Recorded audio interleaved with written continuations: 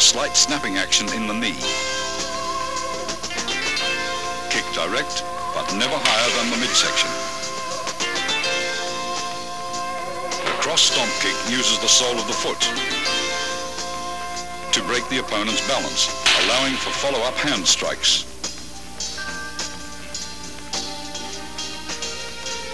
The low side kick is for stomping down with the heel or sole of the foot. Master Wong employs a side kick to his opponent's inner thigh as a harassment.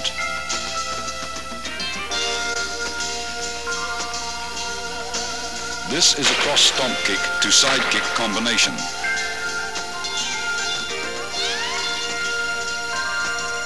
As the opponent evades the stomp kick, Master Wong follows up with a side kick to the midsection.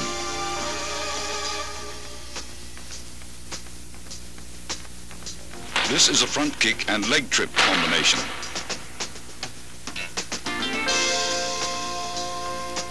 After his front kick is blocked, Master Wong follows the blocking force and uses his leg to trip the opponent.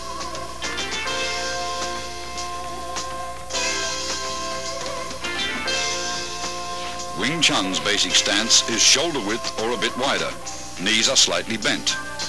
This natural fighting stance affords both stability and mobility. You should be coiled, ready to burst into an attacking or retreating opponent.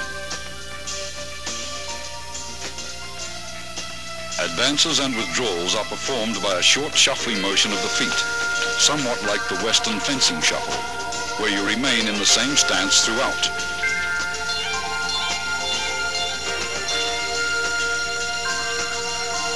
To advance, the front foot first steps forward about 6 inches, then the rear leg slides forward. To retreat, the rear leg steps backwards, then the front leg follows suit. When advancing, spring off the rear leg. When retreating, spring off the front leg.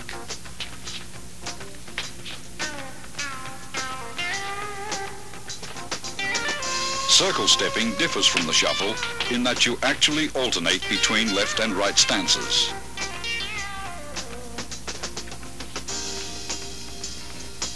To advance, your rear foot slides forward using a circular motion, while the other foot slides up into a natural stance position.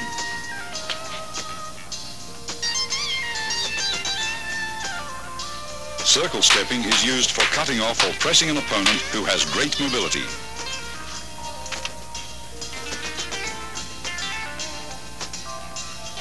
A wall bag filled with dried beans or sand is an essential training aid for developing power.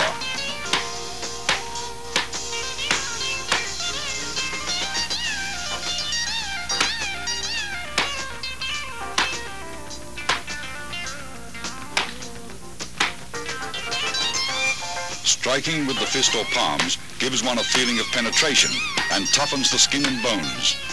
Train slowly and gradually.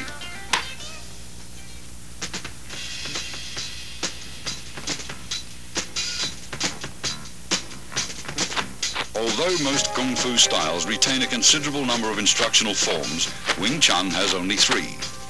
Contained within these 3 forms, however, is the entire scope of the style's theoretical and technical knowledge. The first form, which is being demonstrated here by Master Wong, is called Chun Tao, or the Little Idea form. Most of these movements would seem so simple and lacking in either speed or power that a novice might well wonder what relationship, if at all, they bear to actual combat. Regardless of appearances, Chun Tao is the foundation upon which the entire Wing Chun system was built. It includes most of the basic techniques discussed earlier: stance, shifting, blocks, punches, and finger strikes, as well as all the underlying scientific principles covering the center line, elbow positioning, and the 4 gates. Performed slowly from a stationary stance, it permits the student to learn hand coordination on either side of the body.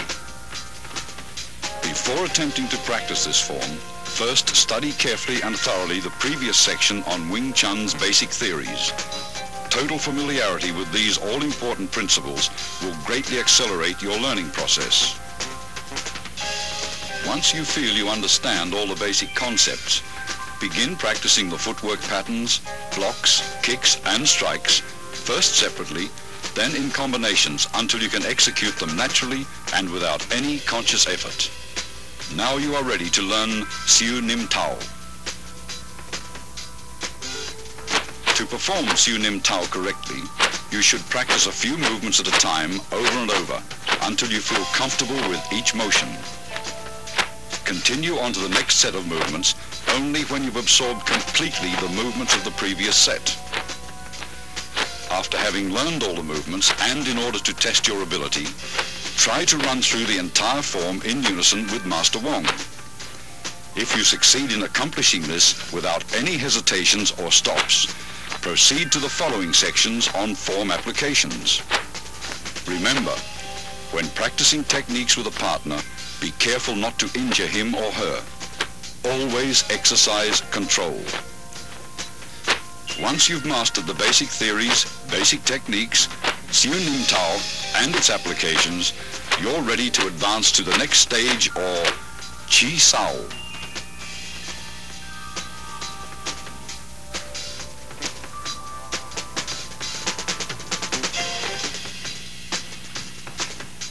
Tan Sao, or the palm-up block, uses a sudden forearm twist at the end of the movement for increased effectiveness.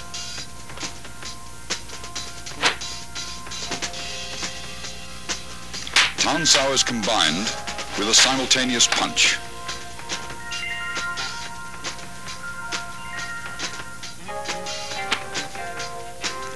Hyun Sao, or the circling palm, is used after blocking to encircle your opponent's arm. It utilizes one hand for both blocks and attacks. After encircling the opponent's arm, a palm thrust follows naturally. Pak Sao, or the palm slap, is effective for upper gate defense.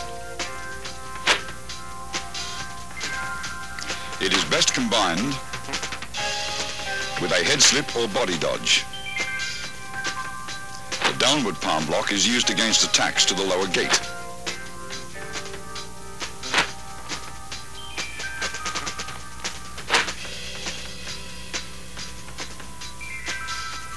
It defends against leg and knee kicks.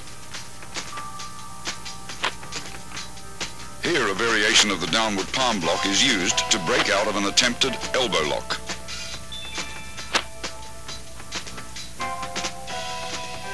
A shoulder and forearm shrug can repel an attacker.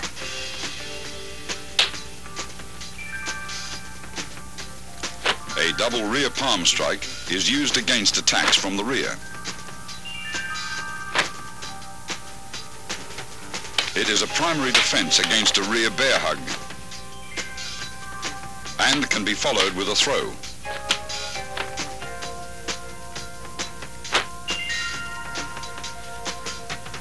The double knife-edge chop can be adapted for practical application.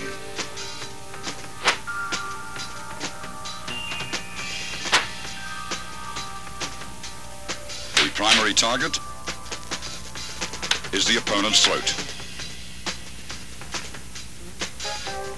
This is the palm jerk block.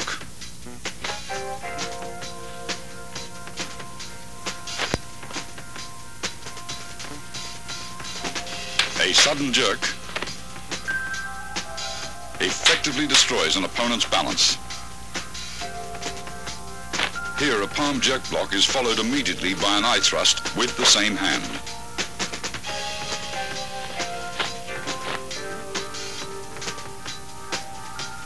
The palm jerk pulls the opponent into the strike. A high wrist block to low palm block demonstrates how both blocks and strikes can be done with the same arm. A punch may be immediately